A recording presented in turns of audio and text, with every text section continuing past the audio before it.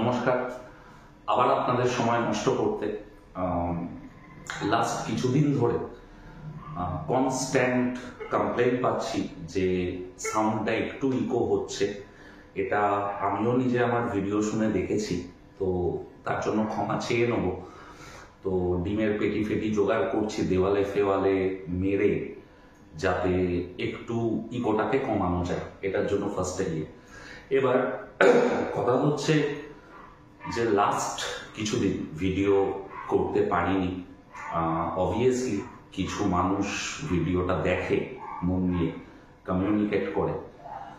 তো বেসিক্যালি যেটা হয় যে অত্যধিক সিগারেট ফিগারেট খাওয়ার জন্য গলা একদম চলে যায়, তো তখন একটু প্রবলেম হয়ে যায়। যাই হোক, এবার কথা হচ্ছে যে অনেকগুলো পয়েন্ট নিয়ে ছোট ছোট করে আলোচনা করার আছে।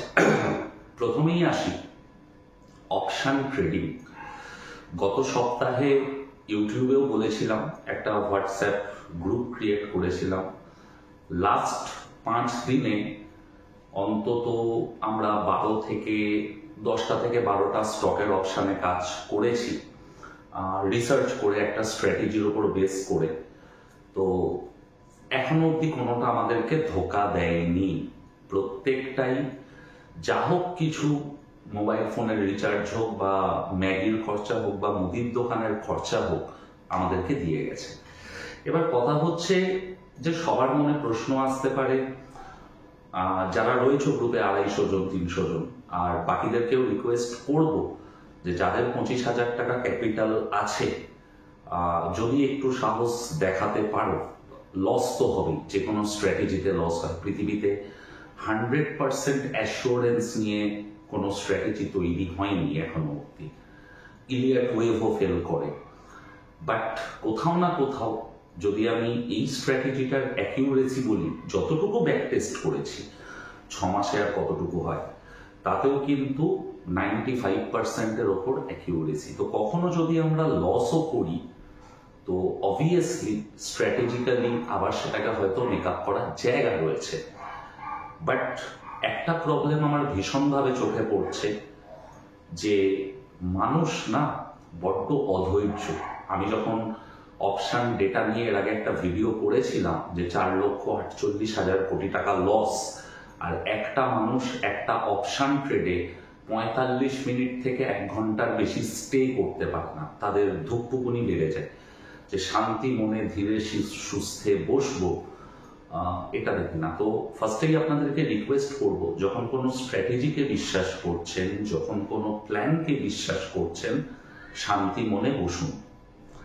একটা ট্রেড নেওয়ার আগে অনেক কিছু ভাবনা চিন্তা করতে হয়, তারপর নিতে হয়। এই প্রসঙ্গে বলে রাখি, আমি সেবি রেজিস্টার্ড অ্যানালিস্ট নই। তো যদি আপনারা ট্রেড করেন, সেখানে টাকা পয়সার রিস্ক থাকবে বা ফিনান্সিয়াল রিস্কের ইনভলভমেন্ট আছে, তো প্লিজ আপনারা টাকা ইনভেস্ট করার আগে স্ট্র্যাটেজিটাকে তো বুঝলেন, আপনাদের কোনো যারা অ্যানালিস্ট বা ফিনান্সিয়াল অ্যাডভাইজার বা ইনভেস্টমেন্ট অ্যাডভাইজার, তাদের সাথে দয়া করে একটু কথা বলে তারপরেই ইনভেস্ট করবে। এবার কথা হচ্ছে, এই যে অপশন ট্রেডিংটা করা হচ্ছে, এটা কি রকেট সায়েন্স? এআই কি খায় না মাথায় দেয়? সিম্পল ব্যাপার, একটা ইম্পর্টেন্ট ফ্যাক্টর তো হচ্ছে RSI 2। 2 নম্বর ইম্পর্টেন্ট ফ্যাক্টর হচ্ছে যে স্ট্রাইক প্রাইসটাকে সিলেকশন করা, যে মাসের কতদিন বাকি সেই হিসেবে আমার কোন স্ট্রাইক প্রাইসে ঢোকা উচিত।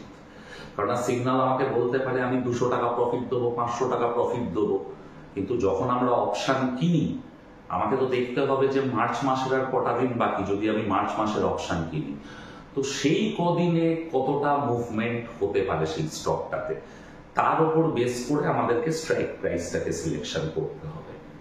আর একটা খুব ইম্পর্টেন্ট জিনিস, এটা নট অনলি ফর খালি যে অপশন ট্রেডিং এর জন্য বলছি না, আপনারা যদি একটু হিস্টোরিক্যাল ডেটা নিয়ে ঘাটাঘাটি করেন, যেসব স্টকের ফিউচার অপশনস আছে বা নিফটি, যে তারা অ্যাভারেজ একটা দিনে, একটা সপ্তাহে বা একটা মাসে ম্যাক্সিমাম আপসাইড কতটা করেছে, ম্যাক্সিমাম ডাউন সাইড কতটা করেছে।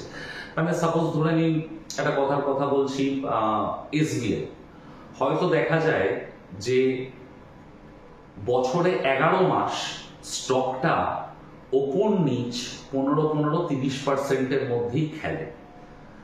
তো এটাকে যখন উইকলি বা মান্থলিতে ভেঙে একটা ক্যালকুলেশন দাঁড় করানো যায়, তার সাথে RSI 2 কে মেলানো যায় আর স্ট্রাইক প্রাইসকে মেলানো যায়, অপশন ট্রেডও কিন্তু পয়সা দেয়। অপশন ট্রেড বলে বলবো না, ট্রেডিংটা পয়সা দেয়। কোথাও না কোথাও বলতে পারেন, যেটা আমি সবসময় বলি, যে আজকের যুগটা কোথাও না কোথাও কোয়ান্টিটিভ অ্যানালিসিসের, যে ডেটাকে অ্যানালিসিস করা। তো যখন আমি এই থিওরিটা পেয়েছিলাম সামন্তদার থেকে, বা একজন বলেছে চাণক্য সামথিং কিছু সাইটে আছে, এটার সঙ্গে কিছু জিনিসকে মিক্স করতে হয়েছে। তো আপনারাও হিস্টোরিক্যাল ডেটা স্টকের দেখুন, গুগল করুন, তাদের ম্যাক্সিমাম মুভমেন্ট কতটা হয়, আপ মুভ কতটা হয়, ডাউন মুভ কতটা হয়। এই রেশিওগুলোকে যদি একটু আপনারা ক্যালকুলেট করে ধরতে পারেন, তাহলে কোন স্টকে এই সপ্তাহের মতন পার্সেন্টেজ অফ ফল কমপ্লিট হয়েছে, এখান থেকে আমরা একটা রিভার্সাল দেখব, এই জিনিসগুলো কিন্তু শর্ট আউট হতে পারে। এবার অবভিয়াসলি একসাথে 150-200 স্টকের করা তো পসিবল নয়। আপাতত ধরে নিন আমি নিফটি নেক্সট 50-র 50টা স্টকে করেছি, নিফটির কিছু স্টকে করেছি। ভবিষ্যৎ যত সময় যাবে আস্তে আস্তে প্রত্যেকটা স্টককে অ্যানালিসিস করব, কারণ 5 বছর 7 বছর ডেটা দেখে একটা জিনিসকে দাঁড় করানো একটু তো সময় সাপেক্ষ। তো আপনাদেরকেও বলবো এই প্রসেসটাকে একটু নিন। NSE-তে গিয়ে ডেটা ডাউনলোড করে লম্বা পিকচার দেখতে থাকুন, যে একটা স্টক দিনে বা মাসে বা বছরে অ্যাভারেজ কত পার্সেন্ট আপস অ্যান্ড ডাউন খেলে। এটা গেল একটা পয়েন্ট। যদি ঠিকঠাক দাঁড় করাতে পারেন, আমি আবার বলছি, অপশন ট্রেডিংটা আপনারাও করতে পারবেন। আর যদি না, মানে মোটামুটিও দাঁড়িয়ে যায়, যদি তার উপর বেস করে আপনারা সুইং ট্রেডও করেন, সুইং ট্রেডও কিন্তু আপনাদেরকে ভালো মতন পয়সা দিতে পারে। এরপর আসি হচ্ছে নিফটি।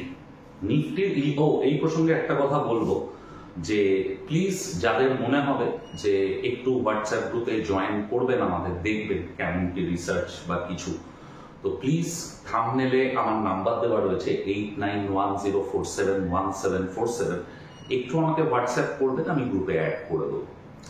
2 নম্বর জিনিস, নিফটির ব্যাপারটা। নিফটির 5th ওয়েভ বাকি আছে, গলা ফাটিয়ে ফাটিয়ে বলে যাচ্ছি, তার জন্য ঝাড়ও খেয়েছি। কিছু মানুষ 20,300 গ্যাপ বা ওই জায়গাগুলোকে দেখছে। আবার বলছি, যখন আলোচনা যুক্তিযুক্ত হয়, আলোচনা করতে ভালো লাগে। এটা একজন আমাকে মেসেজ করেছিল, আমার নামটা মনে পড়ছে না, খুব সুন্দরভাবে একটা লম্বা মেসেজ করে সে আমাকে তার ভিউগুলো যুক্তি দিয়ে বোঝানোর চেষ্টা করেছিল, তাহলে কি বাজার 20,300 আসতে পারে, আপনার কি মতামত। আমি বস খালি একটা কথা বলবো তোমাকে, একদম টেকনিক্যালি যদি আমরা চার্ট দেখি, 20,300-তে গ্যাপ আছে, যখন বিজেপি 2023 সালে 3টে স্টেটে বিধানসভা ভোটে যেতে। বাট মার্কেটের চার্টে না গ্যাপ 4 রকমের হয়, আর কি টাইপের গ্যাপ হয়েছে তার উপর ডিপেন্ড করবে ওই গ্যাপ কবে ফিল আপ হবে বা আদেও হবে কিনা। কারণ 2009 সালে যখন ইন্টারিম ইলেকশনে কংগ্রেস ভোটে জিতে ক্ষমতায় আসে, নিফটি লাইফে প্রথম একই দিনে 2টো আপার সার্কিট মারে। তার যে গ্যাপটা ক্রিয়েট হয়েছিল, প্রচুর মানুষ বলেছিল করোনাতে সেই গ্যাপটা ফিল আপ হবে, বাট হয়নি। কিন্তু তো এটার জন্য যে কোন গ্যাপটা ফিল আপ হবে, কবে ফিল আপ হবে, ব্যাপারটা এতটাও সহজ নয় যে একটা যে ওখানে গ্যাপ আছে মানেই ফিল আপ হবে, প্লিজ এইভাবে ভাববেন না। As per Elliott wave 21,850 support নেওয়ার কথা ছিল, 21,950 নিয়েছে। আমি ভুল যদি কোথাও করে থাকি সেটা হচ্ছে যে আমি 22,800-তে এতগুলো ট্রেন্ড লাইন রয়েছে, আমি ভেবেছিলাম সাপোর্টটা হোল্ড করবে, বাট সামহাও করেনি, আমি সেখানে ভুল। এখন যেমন ওঠার সময় আবার কিন্তু ওই 22,800-র মান্থলি চার্টের ট্রেন্ড লাইনগুলো খুব ক্রুশিয়াল রোল প্লে করবে, বারবার নিফটিকে আটকানোর চেষ্টা করবে। লাস্ট 4-5 দিন যদি আপনারা দেখেন, নিফটি কিন্তু বারবার এই 22,600 650 আটকাচ্ছে। তাহলে এই সিচুয়েশনে করার কি?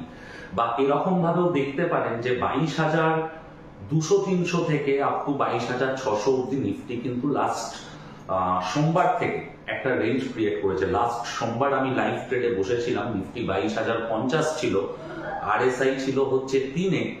তো আমি কিন্তু বলেছিলাম যে নিফটির এখান থেকে একটা বাউন্স ব্যাক এক্সপেক্টেড, যেটা 500-600 পয়েন্টের বাউন্স ব্যাক দিয়েছে।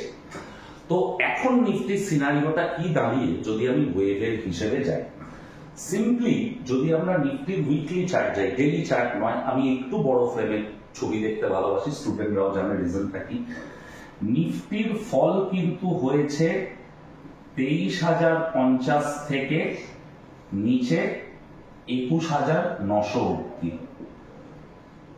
কোন রিভার্সালের কনফার্মেশন পেতে গেলে নিফটিকে এখান থেকে আগে 61.8% বাউন্স ব্যাক নিতে হবে। ধরে নিন এই ফলটা যদি আমি ধরে নিই 1200 পয়েন্টের হয়েছে, তার মানে মোটামুটি 750 পয়েন্ট ক্রস করলে, মানে যেটা আসে হচ্ছে ধরে নিন 21,700, ঠিক আছে? সেটাই আমি বলছি 21,700 নয়, আপনারা এই 22,700 একটা ক্রুশিয়াল লেভেল হবে। তো আপনারা সেটাকে 22,800 ধরে চলুন। এই জায়গাটা 22,700 থেকে 22,800 জোনটা খুব ক্রুশিয়াল। কারণ যদি মনে হয় এই জায়গাতে আমরা আবার কিন্তু যদি হয়, তো এখানে আবার টপ বিল্ড আপ করে নিফটি কিন্তু আবার নতুন লো মারতে পারে। তো আমার কাছে প্রেফারেবল এখন পজিশন হচ্ছে যে নিফটি যদি 22,700 বা 800 কাছে যায়, আমি 23,100 স্টপ লসে নিফটির একটা এপ্রিল মাসের পুট কিনবো ফর ইন্স্যুরেন্স। কত পুট কিনবো? 21,500 ফর ইন্স্যুরেন্স। আমি আবার বলছি, এটা গেল একটা ব্যাপার। এবার তারপর প্রশ্ন আসবে যে 23,100 কেন আমি চুজ করছি স্টপ লস হিসেবে, বা 23,100 ওপর আমি কিন্তু অল আউট বাইংয়ে যাব। কেন? তার গল্পটা কি? সবসময় মনে রাখতে হবে যে কোনো স্টক হোক বা index, as per wave analysis, fourth ওয়েভে অলওয়েজ ট্রায়াঙ্গেল প্যাটার্ন ক্রিয়েট করে। ত্রিভুজ তৈরি হয় অলওয়েজ ফোর্থ ওয়েভে। আর নিফটির যদি আমরা উইকলি চার্টে যাই, নিফটি কিন্তু একটা ফলিং ওয়েজ তৈরি করেছে, যেটার ব্রেকআউট হবে এই 23,100-তে। যার জন্য আমার কাছে 23,100 লেভেলটা খুব ইম্পর্টেন্ট, যে আমি কনফিডেন্ট হয়ে যাব বা কনফার্মেশন পেয়ে যাব। একটা হয় শুরু হয়েছে, আর একটা হচ্ছে কনফার্ম করে দেওয়া যে না, এটা ফিফথ ওয়েভই হচ্ছে। ফার্স্ট কনফার্মেশন আমাকে দেবে 22,750 থেকে 800-র উপরে। সেকেন্ড কনফার্মেশন আমাকে নিফটি দেবে হচ্ছে 23,100-র উপরে। এরপর আসি হচ্ছে ইন্দাসিন্দ ব্যাংকের গল্পে। ইন্দাসিন্দ ব্যাংক আজকে প্রায় 30% পড়েছে। প্রত্যেকের মনে প্রশ্ন আসবে যে যদি ইন্দাসিন্দ ব্যাংক আমার হোল্ডিং এ থাকে তাহলে কি করা। এই প্রসঙ্গে একটা কথা হচ্ছে, ইন্দাসিন্দ ব্যাংকের যারা প্রমোটার তারা পরিষ্কার বলেছে যে আরবিআই পারমিশন দিলেই আমরা পয়সা ঢুকিয়ে দেবো, আমরা ভয় পাচ্ছি না, প্রমোটাররা বলছে। আর যারা ইন্দাসিন্দ ব্যাংকের শেয়ার হোল্ডার, আমার আপনার মতন কমন পাবলিক, তাদেরকেও বলছে সাহস রাখতে। এবার কথা হচ্ছে এই যে ডিসক্রিমিনেশন অফ ডেরিভেটিভে এই গল্পটা কি? ব্যাপারটা কিছুই না। সত্যি কথা বলতে গেলে আমিও ইংরেজি পড়ে বুঝতে পারিনি, মাথার উপর দিয়েই গেছে। তো মানে ডিসক্রিমিনেশন ওয়ার্ডটাই অনেক কষ্ট করে বানান করে করেছি। তো বেসিক ব্যাপারটা হচ্ছে যে প্রত্যেকটা ব্যাংক তারা ডেরিভেটিভ বলতে ফরওয়ার্ড কন্ট্রাক্ট, অপশন, সোয়াপ, মানে বিভিন্নভাবে হেজ পজিশন ক্রিয়েট করে, ঠিক আছে, বিভিন্ন জায়গাতে। সেটা লিকুইডে হতে পারে, বন্ডে হতে পারে, স্টকে হতে পারে, তাদের রিস্কটাকে কভার রাখার জন্য। আবার বলছি, তাদের রিস্কটাকে কভার রাখার জন্য তারা লোন দেয়, টাকার ভ্যালুয়েশন কমে যায়, বা ধরে নিন ইন্দাসিন ব্যাংকের শেয়ার মার্কেটে লিস্টেড, তার ভ্যালুয়েশন কমা বাড়া, নানা রকম জিনিস আছে। রিস্ক কমানোর জন্য পরিষ্কার কথা ব্যাংকরা হেজ পজিশন ক্রিয়েট রাখে, আর সেটা যথেষ্ট বড় অ্যামাউন্টে। এবার ইন্দাসিন ব্যাংকে দেখা গেছে অ্যাজ পার ওদের রিস্ক যতটা পজিশন ক্রিয়েট হওয়া উচিত ছিল বা করার দরকার ছিল, আপনি তার থেকে বেশি করেছেন। মানে সাপোজ আপনার একটা 50,000 টাকার বাইক আছে, 50,000 বাইকটার জন্য একটা 10,000 টাকার প্রিমিয়ামের ইন্স্যুরেন্স যথেষ্ট, কিন্তু আপনি গিয়ে করে এলেন 50,000-এর বাইক, কিন্তু বছরে আপনি 1 লক্ষ বা 2 লক্ষ টাকা প্রিমিয়াম দেন। এবার অবভিয়াসলি যখন আপনি এতটা টাকা প্রিমিয়াম পে করছেন, টাকাটা কিন্তু আপনার লস হতে পারে বাইকের ভ্যালুর চাইতে বেশি। তো ইন্দাসিন ব্যাংকেও গল্পটা হয়েছে, ওদের এই যে পজিশন ক্রিয়েট করা, তার জন্য দেখা যাচ্ছে ওরা এক্সট্রা 1,500 কোটি বা 2,000 কোটি অ্যাজাম্পশন লস খেতে পারে। সেটা ওদের নেট প্রফিটকে এফেক্ট করবে, ওই পাশের লসটা ওরা অন্য জায়গা থেকে প্রফিটটাকে খেয়ে নেবে। এবার প্রবলেমটা আর কোথাও নয়, একটা 50,000 কোটির কোম্পানির কাছে 1,500 কোটি একটা কোনো বড় ব্যাপারও নয়, তার প্রমোটাররাও টাকা দিতে রাজি আছে, বাট কোথাও না কোথাও ব্যাপারটা হয় ফেতে। ইয়েস ব্যাংক একটা প্রবলেম ক্রিয়েট করেছিল, মানুষের যে একবার বিশ্বাস নষ্ট হয়ে যায় না, বিশেষ করে ব্যাংকিং স্টক, তার কারণ ব্যাংক যেটাই করুক না কেন সেখানে আমাদেরও টাকা রাখা রয়েছে। যখনই মানুষের মধ্যে এই ব্যাপারটা আসে যে আমার টাকাটাকে নিয়ে নয় ছয় করা হচ্ছে, এর আগে ইউনাইটেড ব্যাংকে হয়েছে, পাঞ্জাব ন্যাশনাল ব্যাংকে হয়েছে, আজকে ইন্দাসিন ব্যাংকের খবর এলো। এবার পাবলিক কিভাবে রিঅ্যাক্ট করবে সেটা ডিফিকাল্ট একটু বোঝা। যারা ফেঁসে আছেন একটু ওয়েট করুন, রাতারাতি তো রিকভার হবে না, কারণ আদানির যে ফেথটাকে হাইডেনবার্গ ভেঙে দিয়েছিল, আজও কিন্তু রিকভার করতে পারেনি আদানি, 4,500 যেতে পারেন, আজও 50% নিচে। তো এই জিনিসটাকে একটু মাথায় রাখা, ধুমধারাক্কা অ্যাভারেজ করে নেবেন না, যাদের নেওয়া আছে একটু ওয়েট অ্যান্ড ওয়াচ মোডে থাকুন। আরবিআই কি ডিসিশন নেয়, কি করে না করে, তার ওপর সিদ্ধান্ত নিন যে আপনারা কি করবেন, বা আপনারা অ্যাভারেজ করবেন নাকি বেরিয়ে যাবেন, এটা হচ্ছে ব্যাপার। বাট স্টিল আমি যতটুকু আমার এক্সপিরিয়েন্স, খুব অল্পই সেটা অন্য অনেকের তুলনায়, হোপ বা ফেথ একবার নষ্ট হলে সেটা রিকভার করাটা খুব প্রবলেম হয় এবং অনেক লং টার্ম প্রসেস হয়ে যায়। যাই হোক, এটা গেল একটা পার্ট। 3 নম্বর পার্ট যেটা হচ্ছে যে কোয়ান্ট মিউচুয়াল ফান্ড। কিছুদিন আগে গলা কথা বলতে পারছি না, তো বসে বসে অ্যানালিসিস করছিলাম। কোয়ান্টের 43-44টা টোটাল ফান্ড আছে ইনভেস্ট করার জন্য। অদ্ভুত ব্যাপার, মানে আমি সিরিয়াসলি একটু কনফিউজড। এই যে আমাদেরকে mid cap fund, small cap fund, large cap fund, flexi cap fund, এত গল্প করে আপনি ধরে নিন আমি একটা লার্জ ক্যাপে 5,000 দিলাম, আমি একটা মিড ক্যাপে 5,000 দিলাম, আমি একটা স্মল ক্যাপে 5,000 দিলাম, সাপোজ কোয়ান্টিটি, কিন্তু 3টে ফান্ডেই তো রিলায়েন্সকে ধরা। আমি যতগুলো ওদের ফান্ডের ফ্যাক্টশিট খুললাম, রিলায়েন্স স্মল ক্যাপেও রয়েছে, রিলায়েন্স পিএসইউতেও রয়েছে, রিলায়েন্স টেকনোলজি ফান্ডেও রয়েছে, রিলায়েন্স হেলথ কেয়ার ফান্ডেও রয়েছে। সিরিয়াসলি আমি কনফিউজড হয়ে গেলাম অ্যাকচুয়ালি রিলায়েন্স কি কাজ করে। ওকে স্মল ক্যাপ ভাববো, মিড ক্যাপ ভাববো, লার্জ ক্যাপ ভাববো, অয়েল অ্যান্ড গ্যাস সেক্টর ভাববো, হেলথ কেয়ার ভাববো, না টেক স্টক ভাববো?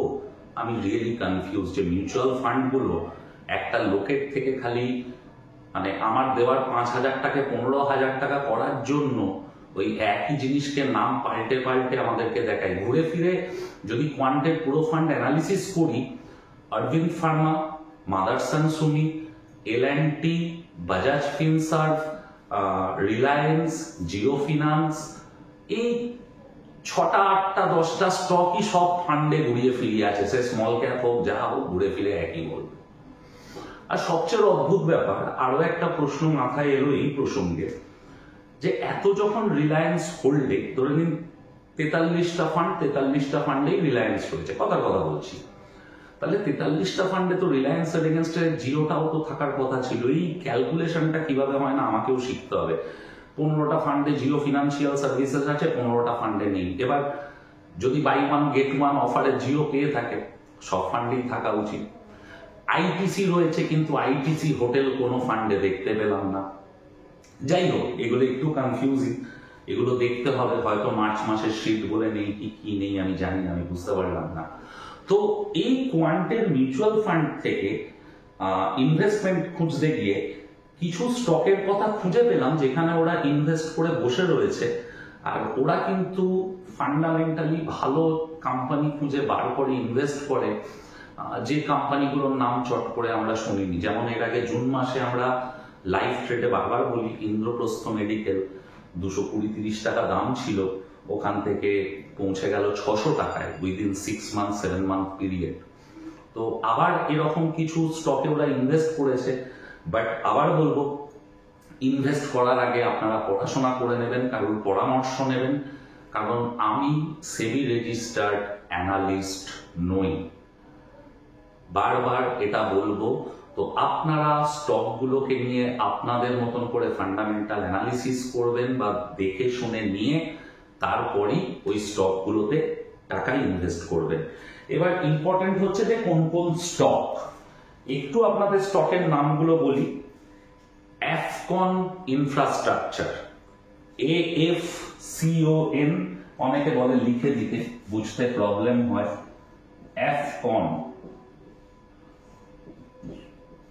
অ্যাফকন ইনফ্রাস্ট্রাকচার।